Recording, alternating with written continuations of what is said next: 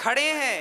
शत्रुघ्न जी अब समझ गए कि यहां बातों से काम नहीं बनेगा, तो शत्रुघ्न जी ने मंथरा को लातें जमानी शुरू कर दी। एक लात मारा तो गई दीवार से मंथरा टकराई और उसके सारे दांत बाहर आ गए। बाल पकड़ करके और झाड़ू पड़ी थी, झाड़ू से जो शत्रुघ्न जी ने मंथरा की पिटाई की, भरत जी को दया आ गई। भरत जी ने कहा, शत्रुघ्न इसे मत मारो, इसका कोई दोष नहीं है। शत्रुघ्न जी ने कहा, भैया फिर दोष किसका है? कैकेयी का? ना, कैकेयी का भी दोष नहीं है, तो फिर दोषी कौन है? भरत जी रोने लगे। भैया शत्रुघ्न, दोषी ये भरत है। यदि मेरा जन्म ना हुआ होता तो मां के अंदर ये लोभ ना जागा होता, और लोभ ना जागा होता तो आज राम वनवास ना गए होते। भरत जी जोर जोर से रोने लगे। भरत जी रोए और रोते रोते रोते रोते मां कौशल्या के पास चले गए। मां कौशल्या ने उस दिन से भोजन नहीं किया था जिस दिन से राम जी गए हैं, उस दिन से पानी नहीं पिया था जिस दिन से राम जी गए हैं। मां कौशल्या सूख कर एक हड्डी बची है। जब भरत जी गए और कहा भरत जी ने, मां कौशल्या की आंखें खुली। कौन? मां भरत।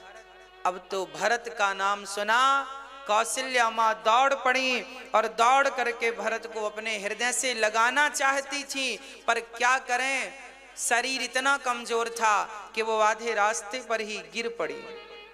और जब कौशल्या मां गिरी तो भरत जी दौड़कर मां को उठाते हैं और मां से कहते हैं, मां अपनी ये आंखें मत खोलना और इस भरत के चेहरे को मत देखना। मां कौशल्या बोली, बेटा ऐसा क्यों कहता है?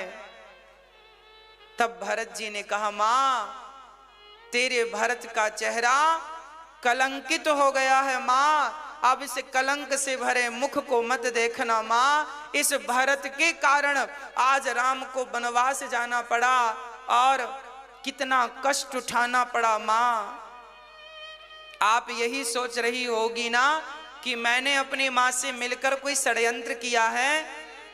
भरत जी बोले, मां अब भरत जी अपनी सफाई देने लग गए। मां मेरा अपराध नहीं है, मैं स्वप्न में भी नहीं चाहता कि राम से एक क्षण के लिए दूर हो जाऊं। मां मेरी सूरत को मत देखना। मां मैं अभागा हूं, मैं कलंकित हूं। मां तब कौशल्या ने हृदय से चिपका करके भरत को गोद में लेकर के गोद में बिठा करके कहा, भरत याद रखना, ये कौशल्या कभी तुझ पर संदेह नहीं कर सकती। जो माता पिता पुत्र को मारने से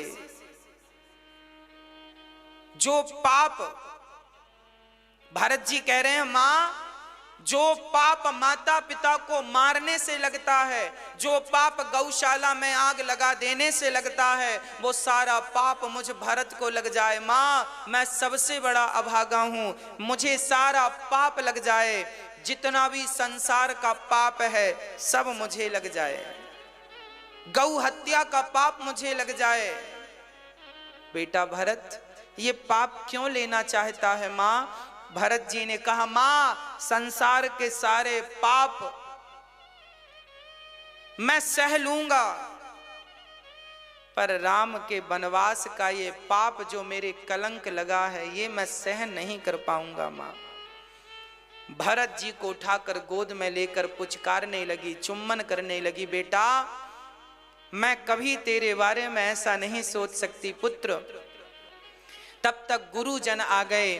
गुरुजी ने भरत को उठाया, संभाला, कहा बेटा समय हो रहा है, चलो पिता की क्रिया करो। चंदन की लकड़ियों की चिता बनाई गई, दशरथ जी का शरीर निकाल के रखा गया और वो चिता का वर्णन गोस्वामी जी करते हैं, ऐसी चिता बनाई गई मानो स्वर्ग की सीढ़ियां हो। आग लगाई भरत जी ने, दशरथ जी का शरीर पंच तत्वों में मिल गया। भरत जी ने उनकी सारी क्रिया की, तेरह ही ब्राह्मणों का भोज, इतना दान पुण्य पिता के नाम से किया, जो भी एक पुत्र को करना चाहिए वो सारे कर्तव्य श्री भरत जी ने पूरे किए। अब जब सब हो गया, पिता का संस्कार इत्यादि, तब एक सभा लगी। उस सभा में गुरु वशिष्ठ जी बैठे और भरत जी को बुलाया गया। भरत जी आप बैठो, सुनो भरत, पिता की आज्ञा तुम्हारे भाई राम ने मानी और वो 14 साल के लिए वनवास चले गए। अब उनकी एक आज्ञा और है जो तुम मान लो। भरत जी ने कहा, गुरुजी कौन सी आज्ञा? कौन सी आज्ञा? तब वशिष्ठ जी ने कहा कि तुम राजा बन जाओ। ये कहते हुए भरत जी रोने लगे, मेरे पिता चले गए, मेरे भाई वनवास चले गए, अब मैं राजा बनूं। तब वशिष्ठ जी समझाते हैं, सुनहु भरत भावी प्रबल, बिलख कहूं मुनिनाथ, हानि लाभ जीवन मरण, जस अप जस विधि। हाँ, भारत को समझाते समझाते गुरु वशिष्ठ जी रोने लग गए। सोना हूं भरत भावी प्रबल, बिलख बिलख बिलख कर, बिलख कहाँ हूं मुनिनाथ। भरत जी को समझाते हुए रोने लगे वशिष्ठ जी। गुरुदेव, मुझ अधम नीच को आप कह रहे हैं राजा बन जाओ। भरत जी चुपचाप बैठे हैं। गुरु वशिष्ठ जी समझा रहे हैं, तुम इतना सोच ना करो। सोचिए विप्र जो वेद विहीना, सोचिए नृपति जो नीति न जाना, सोचिए शूद्र विप्र अवमानी, सोचिए पुनि पति वंचक नारी। जो नारी अपने पति का त्याग करके पर पुरुष के संग रहती है वो सोचे, जो राजा प्रजा का पालन नहीं करता वो सोचे, जो ब्राह्मण वेद नहीं पढ़ता समझता नहीं है वो सोचे। आप तो धर्मात्मा हो भरत, आप क्यों सोच रहे हो? भरत जी ने कहा, गुरुदेव मुझे राजा बनाएंगे ना तो ये पृथ्वी रसातल में चली जाएगी। गुरु वशिष्ठ जी ने कहा, क्यों चली जाएगी रसातल में? तब भरत जी ने कहा कि गुरुदेव, वशिष्ठ जी ने कहा, रावण जैसा पापी राजा बना तो पृथ्वी रसातल में नहीं गई, हिरण्याक्ष हिरण्यकश्यपु जैसे पापी राजा बने तो पृथ्वी रसातल पे नहीं गई। तुम जैसा धर्मात्मा भरत राजा बन जाएगा तो क्या पृथ्वी रसातल में चली जाएगी? भरत जी ने कहा, हाँ चली जाएगी। क्यों चली जाएगी? तब कहा, सुनो गुरुदेव, अरे हिरण्याक्ष हिरण्यकश्यपु तो राक्षस थे, रावण कुंभकर्ण तो राक्षस हैं। अरे राक्षस होकर कोई गलत करे तो बात समझ में आती है कि चलो वो तो राक्षस ही है। पर जब भरत जैसा धर्मात्मा, जब भरत जैसे लोग भी जब पृथ्वी के साथ धर्म के साथ गलत करेंगे तो पृथ्वी तो रसातल में चली ही जाएगी ना। पापी व्यक्ति पाप करे तो समझ में आता है, पर समझदार जानकार व्यक्ति गलत करने लग जाए तो पृथ्वी तो रसातल में चली जाएगी।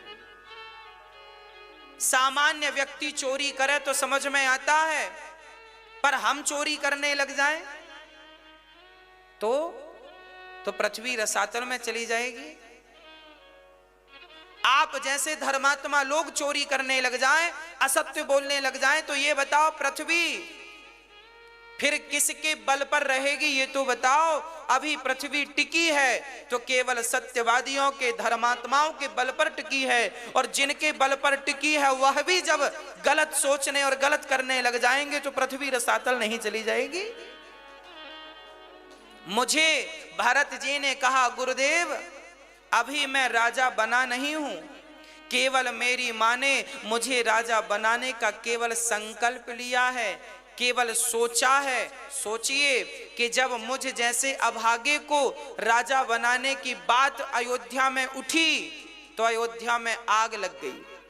अभी मैं राजा बना नहीं, केवल बनाने की बात मेरी मां ने उठाई तो केवल बात उठने मात्र से मेरे भैया 14 वर्ष के लिए चले गए और पिता परम धाम सिधार गए।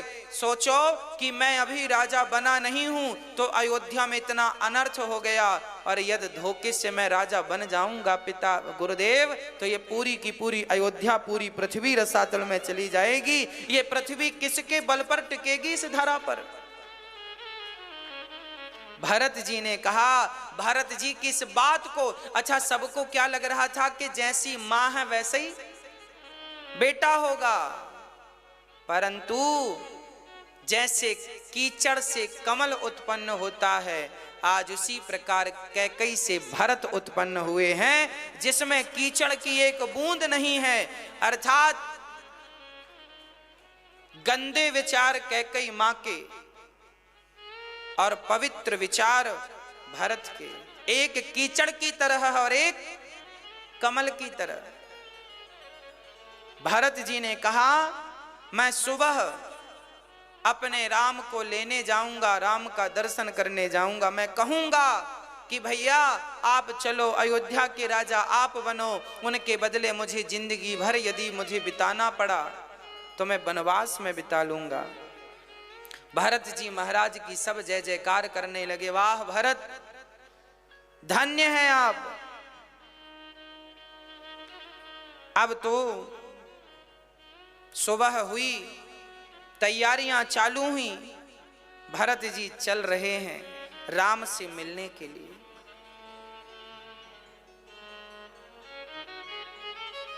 पर भरत जी ने सीधे कह दिया है हम कैकई को नहीं ले जाएंगे। जब कौशल्या मां ने सुना कि भरत ने कहा है कैकई नहीं जाएंगी तो कौशल्या ने भरत को बुलाया, बेटा भरत, हाँ मां तू कैकई को नहीं ले जाएगा? ना मां, अभागिन को नहीं ले जाऊंगा, इसके कारण तो आग लगी है। तो फिर बेटा मेरा भी नाम हटा दो, तेरी मां कौशल्या भी नहीं जाएगी। क्यों मां, आप क्यों नहीं जाएंगी? बेटा कैकई नहीं जाएगी तो फिर मैं क्यों जाऊंगी? क्योंकि राम मेरा दूध थोड़ी पीता था, राम तो कैकई का दूध पीता था ना। राम पूछेगा मेरी मां नहीं आई, कैकई नहीं आई, तो क्या जवाब दोगे? भरत धर्म संकट में पड़ गए। धन्य है मां, धन्य है एक मां ये है कौशल्या जो कैकई का भी पक्ष ले रही है, जिसने बड़ी निर्दयता से इनके बच्चे को वनवास भेज दिया। आज वह कौशल्या कैकई का पक्ष ले रही है। देखो तो जहां एक दूसरे से इतना प्रेम हो उसी नगरी को अयोध्या कहते हैं। ये कथाएं हृदय को परिवर्तित करने वाली हैं। भरत जी बोले ठीक है मां, यदि आपकी आज्ञा है तो ये भरत आपकी आज्ञा कैसे टाल सकता है। भरत तैयारी करने लगे जाने की। तभी भरत जी कुछ योग्य लोगों को बुलाकर अयोध्या की रखवाली के लिए लगाते हैं कि हम सब चले गए और किसी ने अयोध्या पर आक्रमण कर दिया तो किसी ने भरत से कहा कि जब तुम राम को ही राजा बनाना चाहते हो तो फिर यहाँ की चिंता क्यों है? तब भरत जी ने कहा देखो ये राज्य हमारा नहीं है पर हमारे राम का तो है, राम का है, इसलिए राम के राज्य में कोई गलती ना हो, गलत ना हो। राम ने हमें जो जिम्मेदारी सौंप रखी है 14 साल बाद जब उन्हें हम राजा बनाए तो सही सलामत उन्हें राज्य मिले, सिंहासन मिले। संपत्ति सब रघुपति के आही, जो विनु जतन चलऊं तजी ताही। सारी संपत्ति रघुनाथ की है। देखिए जरा, भरत जी अयोध्या में रहते जरूर हैं, पर अयोध्या की हर संपत्ति को वो अपनी ना मानकर रघुनाथ जी की मानते हैं। कितनी बढ़िया बात है। भरत जी देख रेख बराबर करते हैं, पर विचार यह है कि ये संपत्ति रघुनाथ जी की है, भगवान की है। बस भक्तों, ये छोटी सी बात आप समझ लो। आप भी अपने घर परिवार में रहो, आनंद से रहो, पर इस विश्वास से, इस विचार से रहो कि यहां पर जो भी है वो मेरा नहीं है, वो रघुनाथ जी का। घर, पत्नी, पति, बेटा, बेटी, यहां तक कि ये शरीर भी, इस शरीर पर भी क्या आपका अधिकार है नहीं, पर लोगों ने मान रखा है। और धन्य है भरत जी जो ये हमें सिखा रहे हैं कि अधिकार किसी पर नहीं है, अधिकार है तो केवल राम के चरणों पर। भरत जी योग्य लोगों को अयोध्या की जिम्मेदारी देकर चित्रकूट की यात्रा में चल पड़े। सारी रानियां रथ पर चढ़कर जा रही हैं, लोग नगर से बच्चे बूढ़े सब जा रहे हैं। सारा नगर चल पड़ा राम से मिलने के लिए। नगर खाली हो गया। अब क्या हुआ? कोई रथ पर, कोई घोड़े पर, कोई हाथी पर, कोई पालकी पर जा रहा है। भरत जी को लगा मेरे राम जब पैदल गए तो भला मैं क्यों जाऊं रथ पर। भरत जी पैदल चलने लगे। भरत जी जब पैदल चले तो भरत जी के पांव में छाले पड़ने लगे। भरत जी के पांव में जब छाले पड़े, भरत जी को पांव में दर्द हुआ तो भरत जी रोने लगे, जोर जोर से रोने लगे। किसी ने कहा भरत जी क्यों रो रहे हो, आपके पांव में छाले पड़ गए, क्या इसलिए रो रहे हो? भरत जी ने कहा नहीं, मैं इसलिए नहीं रो रहा हूं कि मेरे पांव में छाले पड़ गए, मैं इसलिए रो रहा हूं कि जब मेरे पांव में इतना दर्द हो रहा है तो मेरे रघुनंदन के पांव में, मेरी मां जानकी के पांव में कितना दर्द हुआ होगा। क्या बिगाड़ा था मैंने अपनी मां का जो मुझे कलंकित कर दिया। भरत जी नंगे पांव, मां कौशल्या को खबर लगी कि भरत पैदल चल रहा है तो अपनी पालकी रुकवाई और भरत से कहा बेटा यदि तुम पैदल चलोगे तो और लोग कैसे चलेंगे, सबके पांव में छाले पड़ जाएंगे, बेटा रथ पर बैठ जाओ। मां ने जब जोर से कहा बेटा रथ पर बैठो, नहीं तो मैं भी तुम्हारे संग पैदल चलूंगी, तब भरत जी रथ पर बैठे और रथ पर बैठकर चले। तमसा नदी पर वहां विश्राम हुआ जहां राम का हुआ और आगे चले तो श्रृंगवीरपुर पहुंचे जहां निषाद राज, अच्छा निषाद राज को सूचना मिली कि भरत आ रहे हैं। निषाद राज ने तुरंत सेना को आज्ञा दी अपने हथियार तैयार कर लो, लगता है राम को भरत जी मारने जा रहे हैं, ताकि मार करके 14 साल बाद का झंझट ही ना रहे। निषाद राज को लग रहा है मां ऐसी है तो बेटा भी ऐसा ही होगा। तभी किसी बुजुर्ग आदमी को छींक आ गई। उनने कहा नाना विचार कर लेना चाहिए। तो निषाद राज भरत जी के स्वागत में पहुंच गए। देखें तो सही सेना तैयार थी कि कुछ भी गड़बड़ दिखेगा तो टूट पड़ेंगे, पर भरत का प्रेम, जब भरत जी जब सुमंत्र जी ने बताया कि भरत भैया ये निषाद राज हैं, दूसरी रात राम जी इनके यहाँ विश्राम किए और राम ने इन्हें अपने हृदय से लगाया। और ज्यों भरत जी ने सुना कि राम ने निषाद राज को अपने हृदय से लगाया है, भरत जी अपने रथ से कूद गए और कूद करके भरत जी निषाद को हृदय से लगाकर लिपटा कर रोने लगे। किसी ने कहा भरत जी ये नीच जात का है, इसे आपने हृदय से क्यों लगाया? तब भरत जी ने कहा जिसे राम ने अपने हृदय से लगाया हो उसे भला हम हृदय से क्यों ना लगाएं। इसे हृदय से लगाने से ऐसा प्रतीत होता है जैसे हमने अपने राम को हृदय से लगाया। भरत जी वहां रुके, निषाद राज ने दर्शन कराया। राम जी यहाँ सोए थे, सिया जी यहाँ सोई। उस घास के बिछौनों को देखकर भरत जी रो पड़े। राम सिया जी रोई थी तो उनकी साड़ी के कुछ घुंघरू वहां पर गिर पड़े। भरत जी ने उन्हें उठाया, देखा ये माँ के घुंघरू हैं, साड़ी के, उनके वस्त्र आभूषण हैं। हृदय से लगाकर भरत जी रोने लगे। कितना कष्ट उठाया मेरे रघुनंदन ने, देखो तो सही। यहाँ इस बिस्तर पर राम जी सोए हैं, भरत जी उसी जगह पर जहां राम सोए थे उसके नीचे भरत जी मिट्टी पर सोए हैं। रात विश्राम किया, सबने फल फूल दूध इत्यादि लेकर। भरत जी तो कुछ भी नहीं लेते। प्रजा ने कुछ कुछ दूध ले लिया, किसी ने कुछ खा लिया, भरत जी कुछ नहीं खाते। अब आगे चले, चलते चलते जब भरत जी प्रयागराज पहुंचे तो प्रयागराज में भरत जी, भरत तीसरे पहर कह कीन्ह प्रवेश प्रयाग।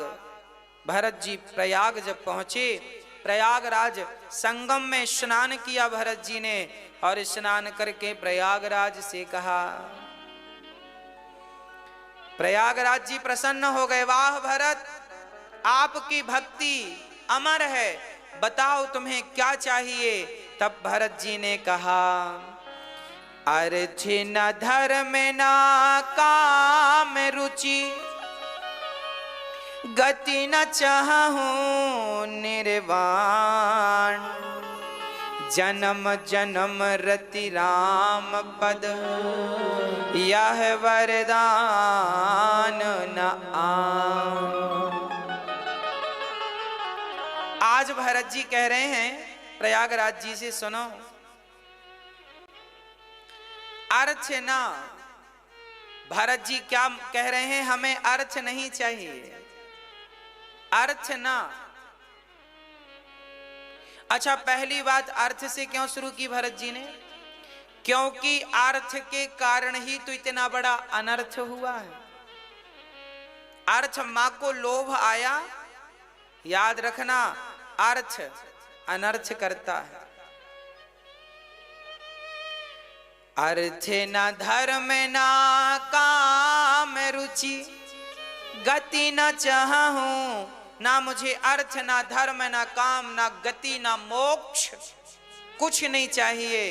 प्रयागराज जी ने कहा फिर क्या चाहिए? बोले जन्म जन्म रति राम पद, हर जन्म में राम के चरणों की सेवा, राम के चरणों की भक्ति मुझे मिले, ऐसा भरत जी महाराज मांग रहे हैं। आगे भरद्वाज ऋषि से, मुनि जी से मिले और भरद्वाज जी से भरत जी ने क्या कहा, हे गुरुदेव, मुझे इस बात का दुख नहीं है कि मेरे पिताजी चले गए, दुख इस बात का भी नहीं है कि लोग मुझे क्या कहेंगे। तो फिर भरद्वाज जी ने कहा कि आपको दुख किस बात का है? तो कहा, राम लखन सिया बिनु पग पनहि, कर मुनि वेश फिरहि बन बनहि। मुझे कष्ट केवल इस बात का है कि मेरे राम और मेरी मां सीता बिना चरण पादुका के जंगल में विचरण कर रहे हैं, उनके पांव में कितना, उनके चरणों में कितना कष्ट हो रहा होगा, उस कष्ट से मेरा हृदय जला जा रहा है। भरत जी का दुख देखकर भरद्वाज जी बड़े दुखी हो गए, समझाने लगे, बेटा भरत, तुम्हारे जैसा भाई ना कभी हुआ ना कभी होगा। रात विश्राम करने के लिए भरद्वाज जी ने अपने तप के बल से पूरी एक अलग ही सृष्टि बना दी। अब माया से संसार रच दिया। भारत जी को रहने के लिए जितने अवधवासी थे सबको रहने को बढ़िया कमरा, खाने की व्यवस्था, अप्सराएं, गंधर्व क्या क्या ना रच दिया तप के बल से। मानो भरद्वाज जी देख रहे हैं कि भारत जी का मन भोगों में तो नहीं है। सारा सामान इकट्ठा कर दिया, नगर बन गए, सुंदर सुंदर कमरे में, बढ़िया वीआईपी कमरों में सारी प्रजा रही, बढ़िया 56 प्रकार का खाए। पर रामचरितमानस में लिखा है कि जितना सुख प्रकट किया भरद्वाज जी ने, उस सुख का शरीर से तो क्या, मन से भी भरत जी ने स्पर्श नहीं किया। शरीर से तो छोड़ दीजिए, मन से भी उसका स्पर्श नहीं किया। भारत जी कोई सामान्य नहीं है। कहते हैं भक्ति करने का फल है भगवान की प्राप्ति। भक्ति करने का, माला जपने का, तपस्या करने का फल है भगवान की प्राप्ति। और भगवान की प्राप्ति का फल क्या है? हाँ, जब भगवान की प्राप्ति कोई कर लेता है तो भगवान की प्राप्ति करने के बाद भगवान उन्हें भरत जैसे भक्तों का स्वयं दर्शन कराते हैं। आओ अब हम इनका दर्शन आपको कराते हैं। भरत जी जैसे भक्त, भक्ति करने से भरत के दर्शन नहीं मिलेंगे। भक्ति करके पहले भगवान को पाओगे, जब भगवान से कहोगे तब भगवान ऐसे भक्तों का, भगवान के दर्शन का फल भरत का दर्शन है ना। भरत का चिंतन राम जी करते हैं। भरत राम का और राम जी जैसे कृष्ण राधा का चिंतन करते हैं और राधा कृष्ण का चिंतन करते हैं। भारत जी जब चले तो बादल भी छाया करते करते भरत जी के संग चल रहे हैं। बादलों ने भरत जी का छाया कर लिया। तब इंद्र की बुद्धि बिगड़ी, बोले यदि भरत के कहने से राम वापस आ गए तो हमारा तो काम बिगड़ जाएगा। उनके गुरु बृहस्पति जी ने समझाया, एक बार तो तुमने आग लगा दी अयोध्या में, अब दोबारा भरत का रास्ता रोकोगे इंद्र तो तुम्हारी खैर नहीं। इंद्र समझ गए, है ना, ये रास्ता मत रोकना। अब श्री भरत जी महाराज गांव से निकल, जिस गांव से राम जी निकले उसी गांव से भरत जी भी निकले। गांव वाले भरत जी का दर्शन किए, भैया ये कौन है, ये तो वही है क्या? फिर वापस आ गए, ना ना ना ये वो नहीं है, इनके संग तो बड़ा समाज है।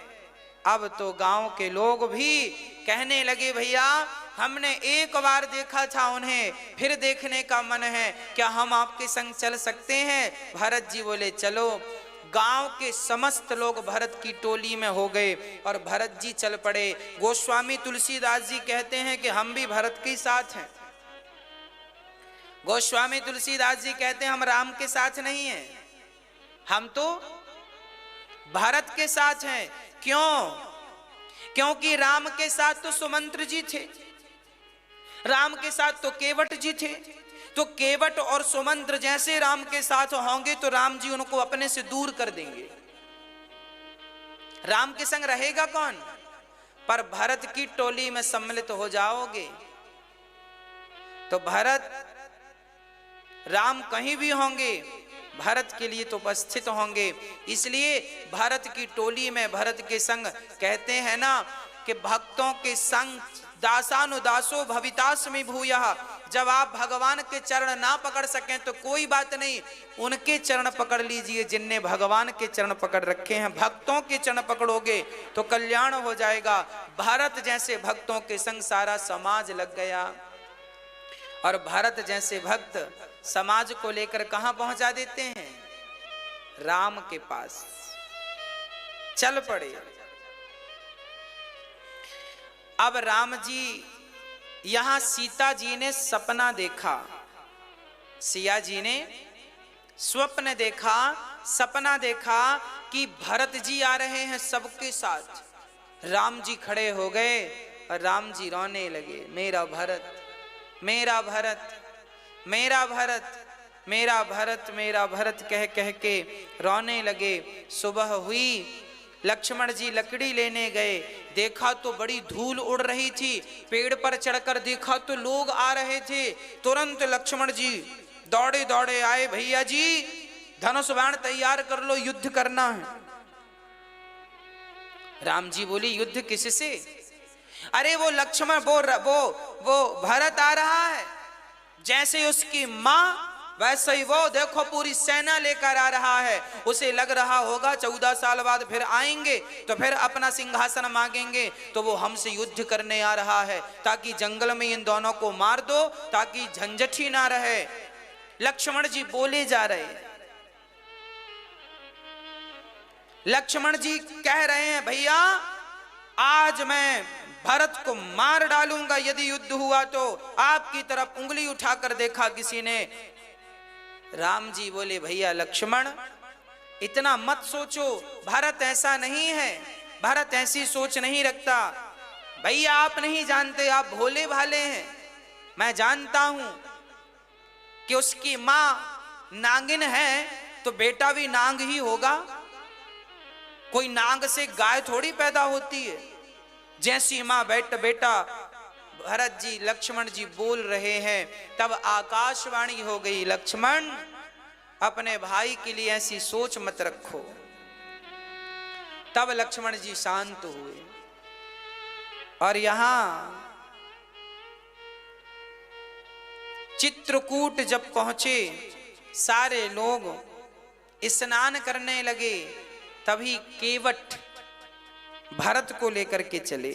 सबने मंदाकिनी में स्नान किया, भरत जी ने भी मंदाकिनी में स्नान किया। केवट पेड़ में चढ़कर देखा तो दूर कुटिया नजर आई। तुरंत भरत जी को लेकर केवट जी सबसे पहले चले। और चलते चलते यहां राम इंतजार कर रहे हैं, मेरा भाई कब आएगा, मेरा भरत कब आएगा, मेरा भरत कब आएगा। और वहां भरत जी मन में ग्लानि कर रहे हैं, पता नहीं मुझे राम देखेंगे भी नहीं, ऐसा तो नहीं मुझे देख के आंख फेर लें, मुंह फेर लें। भरत जी की आंखों में आंसू हैं। रोते रोते भरत जी सोचे कि मेरे भाई पैदल चल के गए तो मुझे सिर के बल चलकर जाना चाहिए। और सिर के बल वो चलने लगे तो केवट ने रोका, भैया क्या कर रहे हैं, आप चलो ऐसे ही। चलते चलते चलते चलते जब भरत जी ने देखा कि ये घास की झोपड़ी सामने खड़ी बनी है और वहाँ माता सीता खड़ी हैं और आगे की तरफ भगवान श्री राम खड़े हैं, और जैसे राम को देखा भरत जी दौड़ करके पाहि नाथ कहीं पाहि गोसाई भूतल परे लकुट की नाई। भरत जी जैसे लकड़ी खड़ी खड़ी लकड़ी को गिराओ तो बिल्कुल खड़ी यूं गिर जाती है, ऐसे भरत जी राम को देखकर खड़े हो गए, स्तब्ध हो गए और बिल्कुल खड़े खड़े राम जी के सामने उनके चरणों में भरत जी धड़ाम से गिर गए। राम जी के हाथ से धनुष बाण गिर गए। हां, राम ने कभी अपने धनुष बाण कभी गिराए नहीं, रावण के सामने धनुष बाण नहीं गिराए, बड़े से बड़े शत्रु दुश्मन के सामने राम जी ने अपने धनुष बाण नहीं गिराए। पर भगवान कहते हैं कि यदि कोई भक्त मेरी शरण में आ जाए तो मैं उसके सामने अपने धनुष बाण गिरा के अपने आप को उसके हवाले कर देता हूं। अपने आप को हवाले कर दिया। अस्त्र शस्त्र गिराना मतलब अपनी पराजय स्वीकार कर लेना। अस्त्र शस्त्र गिराने का अर्थ है अपनी पराजय स्वीकार। हमारी पुलिस कहती है ना अपने हथियार गिरा दो, हथियार गिरा दो। तो जैसे हथियार गिराने के बाद व्यक्ति सामने वाले के अधीन हो जाता है, आज भरत जी को देखकर राम जी आज अपने हथियार गिरा के आज राम भरत के अधीन हो गए। भैया भरत, और राम जी ने भरत को उठाया नहीं, भरत जी पड़े रहे। राम जी लक्ष्मण की तरफ देखने लगे, लक्ष्मण तुम्हें बड़ा गुस्सा था ना भरत के लिए, जब तक तुम नहीं कहोगे भैया तब तक हम तुम्हें उठाएंगे। हाँ, तब लक्ष्मण जी ने कहा प्रभु भरत चरणों में पड़े हैं। राम तो झरझर आंसू गिराने लगे, आंखें बंद हो गईं, भरत जमीन पर पड़े हैं, अचेत से हो गए राम जी। तब हिलाया लक्ष्मण ने, भैया भरत जी पड़े हैं। तब आंख खुली, अच्छा भरत को उठा करके रघुनंदन ने अपने हृदय से लगा लिया। बोलिए भक्त वत्सल भगवान की। उठे राम सुनी प्रेम अधीरा, कहूं पट कहूं निसंग धनु तीरा। कहीं धनुष पड़ा, कहीं बाण, और भरत को उठाकर भारत जी भी लकड़ी की तरह गिर गए, यूं सीधा। कहने का अर्थ यह है जैसे लकड़ी गिर जाए तो वो अपने से कभी नहीं उठती, उसे उठाना पड़ता है। उसी प्रकार भरत जी कह रहे हैं राम मैं आपके चरणों में तब तक पड़ा रहूंगा जब तक आप स्वयं मुझे उठा नहीं लेंगे। लकुट की नाई भरत जी पड़े हैं चरणों में, राम ने उठाकर हृदय से लगाया। और जब तक भरत जी राम से गले मिल रहे हैं, अपने हृदय से लगाकर बड़ा सुख पा रहे हैं, भरत जी राम को गले लगाए हैं, राम जी भरत को गले लगाए हैं, तब तक सारी समाज आ गई। और जब सब आए तो सब में से सबसे पहले राम जी सबसे नहीं मिले। प्रथम राम भेंटी कैकई, राम ने भरत को बिठाया और फिर सबसे पहले पालकी से कैकई को उतारकर सबसे पहले मां कैकई को बिठाया है आसन पर। किसी ने कहा ये भरत राम जी ने कैकई को क्यों बिठाया पहले? आज का व्यक्ति बिठाता क्या? आपका कोई अपमान करे तो आप उसकी तरफ देखेंगे क्या? नहीं ना, राम ने देखा, राम ने उन्हें आगे उठा के बिठाया। क्यों? राम ये संदेशा देना चाहते हैं कि आपके साथ कोई गलत करेगा तो क्या आप भी उसके साथ गलत व्यवहार करोगे? और यदि करोगे तो फिर उसमें और तुम में अंतर क्या रहेगा? और सच्ची कहूं मेरी मां, तो कैकई ना होती तो राम को कोई ना जानता। राम को कैकई ने वनवास नहीं भेजा। राम जी जब छोटे से थे तो एक बार राम जी माता कैकई के दोनों नयन आंखें मूंद ली ऐसे। कैकई बोली बेटा राम तुमने मेरी आंखें क्यों मूंद ली? राम ने कहा मां मुझे एक वचन दो तब मैं आंखें खोलूंगा। हाँ हाँ क्या चाहिए? मां जब मेरे पिता मुझे राजा बनाने लगे तो आप मुझे वनवास भेज देना। क्यों बेटा? मां मैं इस धरती पर अवतार लिया हूं, मां बाप मुझे भेजेंगे नहीं, कौशल्या और दशरथ जी आप भेज देना। मैं राक्षसों को मारकर 14 साल का काम पूरा करके मैं भगवान बन जाऊंगा। मां मेरी जय जयकार तब होगी जब मुझे वनवास भेजोगे, पर आपके नाम पर लोग थू थू करेंगे। मां कैकई ने कहा बेटा यदि मेरे नाम के सामने यदि लोग थू थू करते हैं मुझे अपमान मिलता है, और यदि मेरे अपमान से तेरा सम्मान बढ़ता है तो मैं अपमान सहने को तैयार हूं, पर अपने राम का सम्मान बढ़ाऊंगी। ठीक है राम ने ही कहा था, इसलिए कैकई ने वनवास भेजा। कैकई जिनकी मर्जी के बिना पत्ता नहीं हिलता, उन्हें कैकई क्या वनवास भेजेंगी? इसलिए राम कैकई से कहते हैं, कैकई ने कहा राम क्या तुम मुझसे नाराज हो? राम ने कहा ना माँ, हृदय से लगा लिया, चरणों को पकड़ लिया राम ने। माँ मैं आपसे नाराज क्यों रहूंगा? बेटा यदि नाराज नहीं हो तो एक वचन दो। कौन सा वचन माँ? मुझे वचन दो कि अगले जन्म में तुम मेरे पुत्र बन करके जन्म लोगे, मेरे गर्भ से जन्म लोगे। राम ने कहा माँ ठीक है, मैं आपका बेटा बनूंगा, पर मैं आपका दूध नहीं पीऊंगा।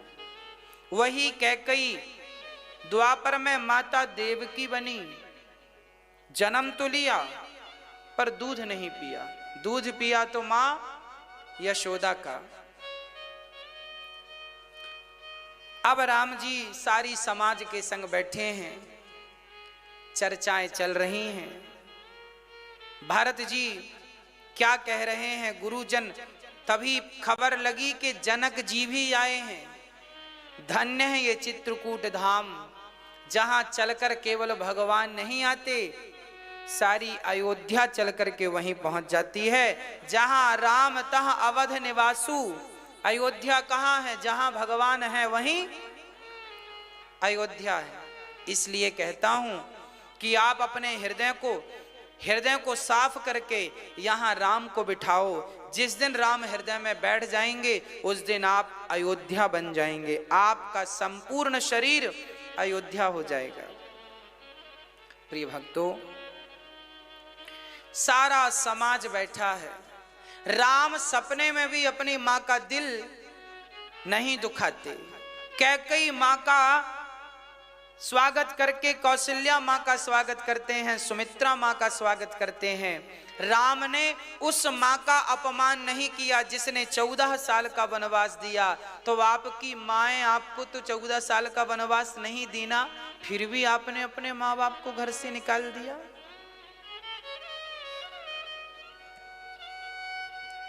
कल हमने बताया था कि एक मां आई छत्तीसगढ़ से, जिनके बेटे प्रिंसिपल हैं, 1 लाख रुपए महीना पाते हैं।